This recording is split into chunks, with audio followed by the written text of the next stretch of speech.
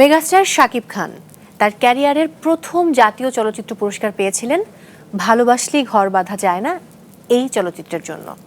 সেই সিনেমাতে তোমাকে সাইন করানো হয়েছিল, এমনকি শাকিব খানের সঙ্গে টানা কাজের কথাও ছিল তোমার। পরবর্তীতে তুমি গণমাধ্যমে বলেছিলে যে অপু বিশ্বাসের কারণে তোমাকে বাদ দেওয়া হয়েছিল। না, শাকিব খান তো অন্য নায়িকাদের সাথেও সে সময় সিনেমা করেছেন, তাহলে তোমাকেই কেন বাদ দেওয়া হলো? আমি কিন্তু এটা মানে কোনো গণমাধ্যমে কোনো জায়গাতেই কোনো কিছু বলিনি।